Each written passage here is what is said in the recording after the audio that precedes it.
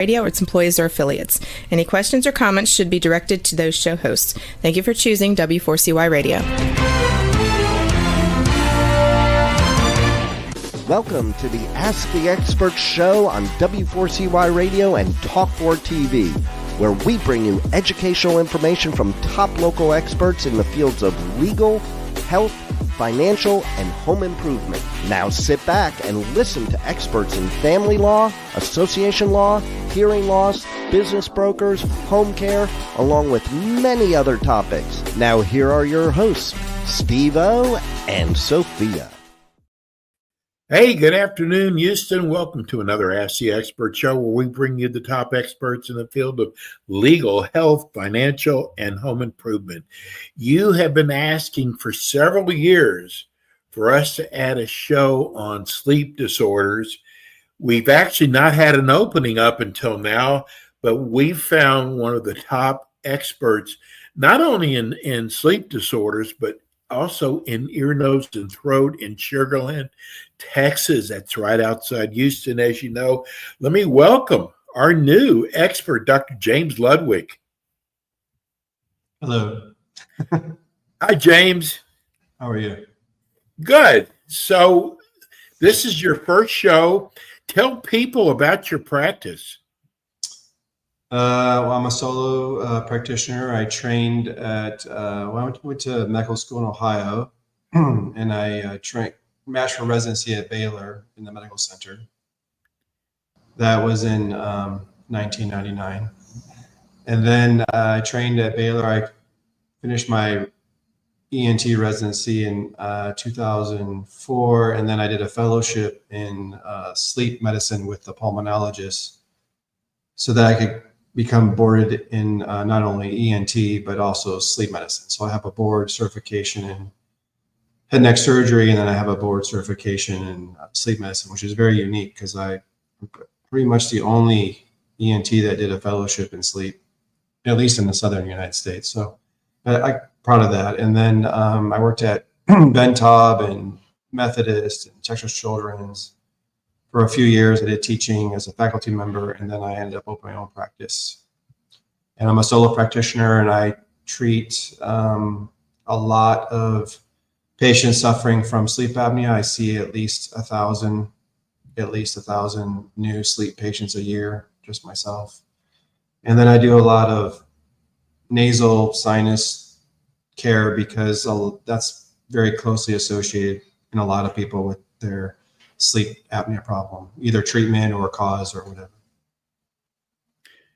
James, since you're talking to someone who totally understands sleep apnea, who's on not a CPAP, I'm on a BiPAP machine. It is so important. This is one of the things we want to get across to people, that you cannot let this go. And when your partner tells you stop snoring and you say you're not snoring, because it is a little embarrassing, that it's time to go in and have it checked out. Now, James, gosh, I didn't realize that now. It used to be when you would go in for a sleep test like I did, you would have to go to a clinic. Now I understand they're doing it at home. Yeah, that's nice. So we do home sleep testing. Most people with just straightforward obstructive sleep apnea. There are various home sleep tests manufacturers.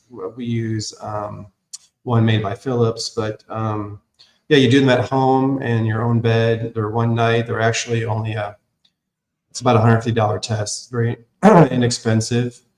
And to your point about snoring, the snoring isn't sleep apnea. Snoring is a noise, that someone makes when they sleep. And what I always tell my patients, what I point out to them is that, snoring is really a sign that you're developing a significant amount of resistance to airflow. Because if you think about it, nobody snores when they're at work or when they're awake. Yes. We're not sitting here now, and I've been accused of snoring. So we're not sitting here now snoring on the air. And the reason that is because if you're snoring, you're having a lot of change to your airway. That's what it tells you. It doesn't mean you have sleep apnea, because sleep apnea is when you get so much change to the airway, it gets so much smaller, you can't get enough air. You don't have to wake up dying or gasping. to suffer from this condition. You just have to have episodes where you're not getting enough air, and eventually, your body needs to fix that condition, and it does that by having these little arousals, and then those arousals are what make you feel bad, because if you keep doing that over and over and over again, then your sleep becomes fragmented unbeknownst to you, and you basically feel sleep deprived all the time. So snoring doesn't mean you have sleep apnea, but certainly it's something that's telling you your airway isn't that great when you're asleep. So how does a person know if they have, how do they know to even contact you that they might have sleep apnea? Well, there's different reasons people come in. Some of the more serious things would be like what you were mentioning, that maybe they have a procedure or colonoscopy, some kind of sedation, oral surgery, and the doctor tells the patient that, man, you need to go see a sleep doctor. Some people, it's their, like you said, significant other, you're there gasping at night and not breathing, and the person next to you is, worried about you, like wives or things. So they'll encourage patients to come in. Pretty much anyone that has heart failure or had a stroke. I mean, a very, very high percentage of those patients are suffering from sleep apnea, whether they know it or not. And then patients who just feel bad, like they're just tired, eventually they just get, this is an insidious condition. It doesn't start, like you don't wake up one day with sleep apnea and you didn't have it the day. If you did, then you would know right away there's a problem. There's a reason they call it, did you wake up on the wrong side of the bed? When people who don't suffer from sleep disorders and you don't sleep well, you know it because you normally do sleep well. So you have that normal baseline. But people that suffer from untreated sleep apnea, they don't know, that they're not feeling right. They just attribute, or if they do think they're not feeling right, they'll attribute it to things they do know, like stress, work, I'm not sleeping enough, overweight, yada, yada. You're not going to attribute how you feel to something you don't even know what's happening. So, anyway, those are the reasons people come in, and a lot of people come in and they've had this for a decade or longer, and they don't know it. And so it's very eye-opening for patients when they find out they have it. And, to be honest, I know you said you have a bi-level or BiPAP machine. And I think a lot of reason people don't come in is because they don't want a CPAP machine. Like, they don't want the treatment. They already know they have it. Like deep down, they know they have it. But if they were to actually come in and get diagnosed, then they would be like thrown in their face. Now they can't just assume they have it. Now they know they have it. And now they're forced with a treatment decision. But the good news is that most people that get a sleep test, well, I'll tell you, everyone gets a sleep study, at least anywhere else but here. Everyone's going to get a CPAP machine. I mean, it doesn't matter if you're the mild guy or you're the super serious, severe guy. They all get the same treatment, but that's not how I treat my patients. So there are actually a lot of treatments. There's, appliance therapy, there's surgeries, there's neurologic neurostimulation implants, nasal surgery sometimes can be very helpful. So I think that the barrier to diagnosis sometimes is the fear that you're going to be relegated to a CPAP your whole life. And, some people, like apparently yourself, are okay doing that, because if you sleep well with it, you don't really care what it is. It could be a helmet for all you care. You make feeling good. So, it doesn't matter, and you're not snoring, and frankly, it's safe to do. So there's no risk to you using that. But I do think for a lot of people, the barrier to evaluation is the fear of the answer, and then the fear of the CPAP machine. That's my theory. Okay. God, that makes a lot of sense. How do you diagnose them or you evaluate them?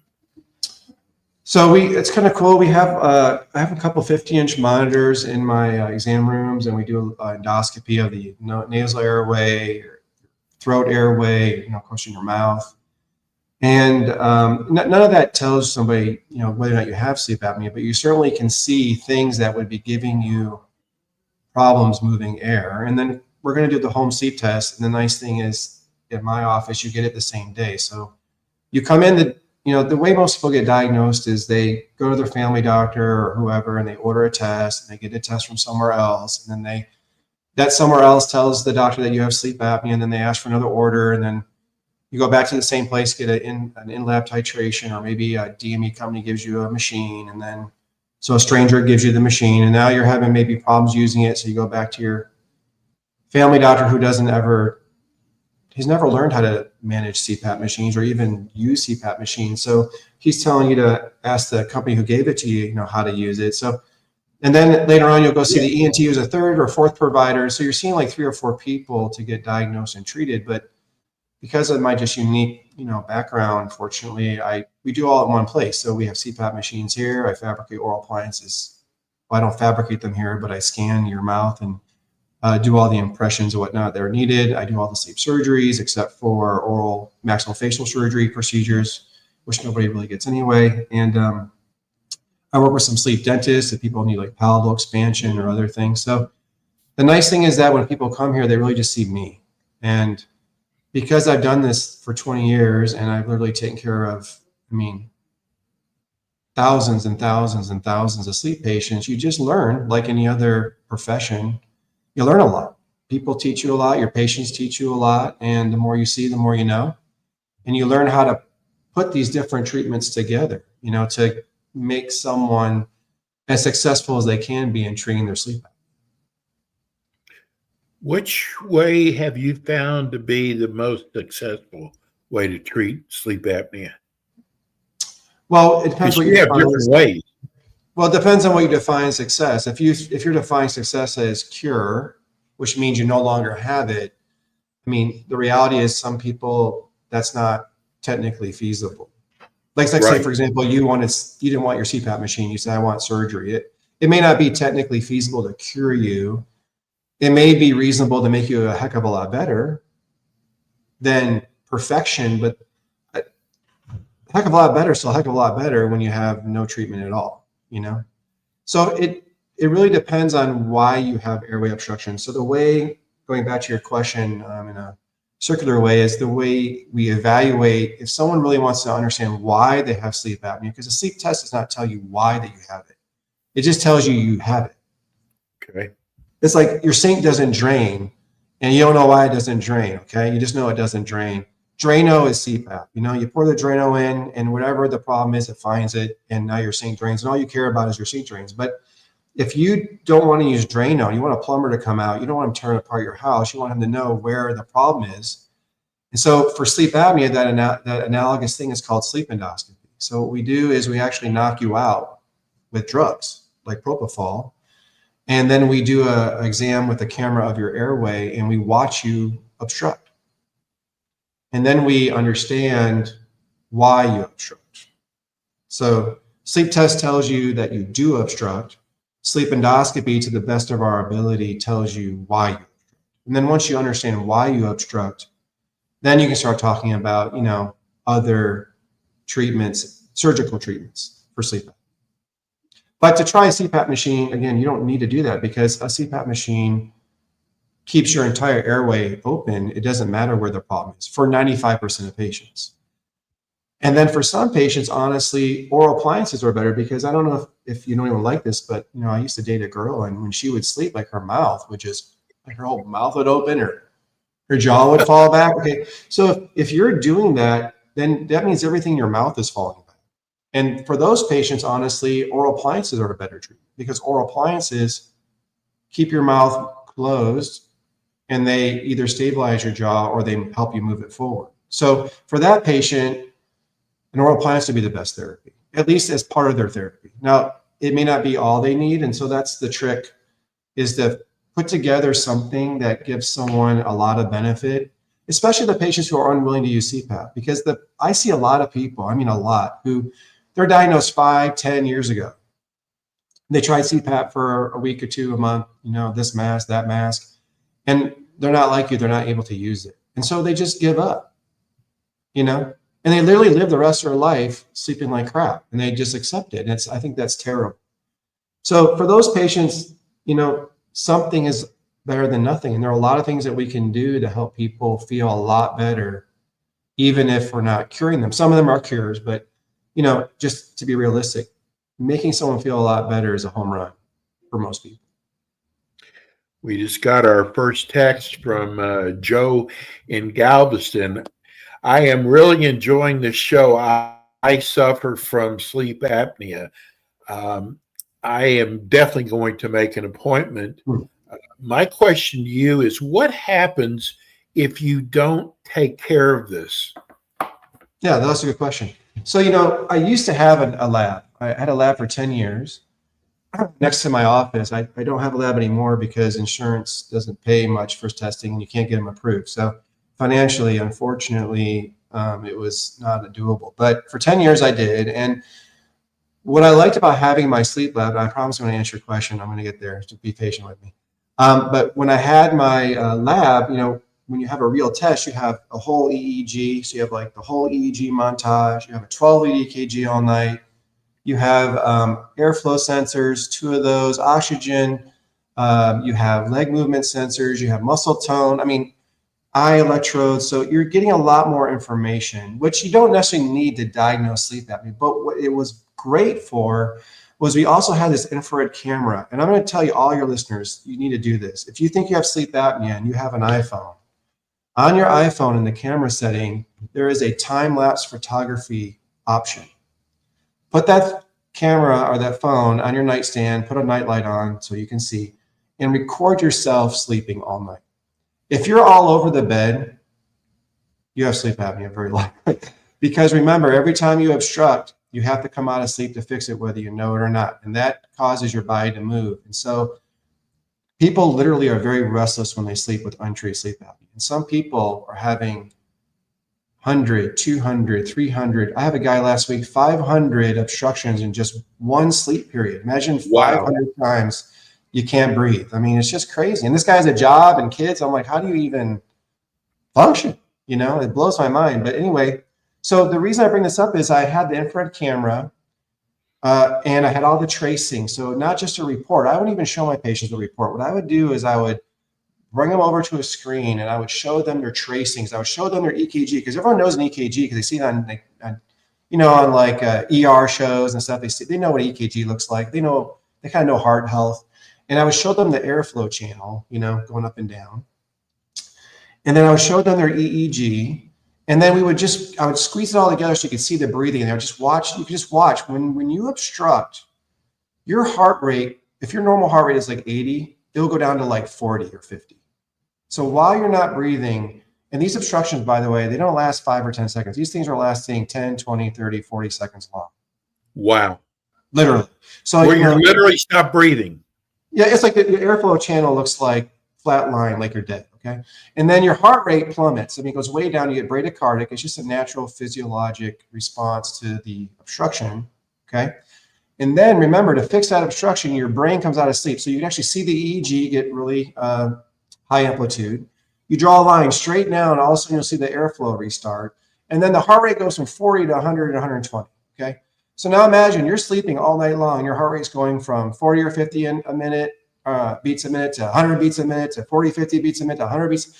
And on top of that, remember, when you obstruct, you're not moving air, so you're still alive. So you're burning oxygen, but you're not replacing it. That's why your oxygen goes down. And at the end of your obstruction, when your oxygen's the lowest, you have the arousal, and then your heart rate shoots up. So when your heart rate's 110, your oxygen's 80.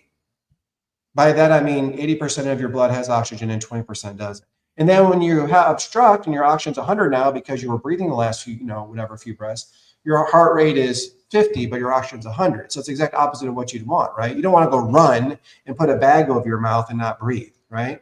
You want the most oxygen when your heart rate's the highest if you had a choice. So the long-term consequence, this is the cigarette analogy I use. It's like, yeah, doc, I know I got sleep apnea. And yeah, doc, I know I should stop smoking, right? And no one cares until they have their cancer diagnosis or their COPD diagnosis. And it's the same thing with untreated sleep apnea. It's like, yeah, doc, I know I got to treat my sleep apnea, and then they get a heart attack at 55 or they get a stroke at 55. And now they're like, God, I need to treat my sleep apnea. It's like, yeah, I mean, that's what you should have done at 35. Right.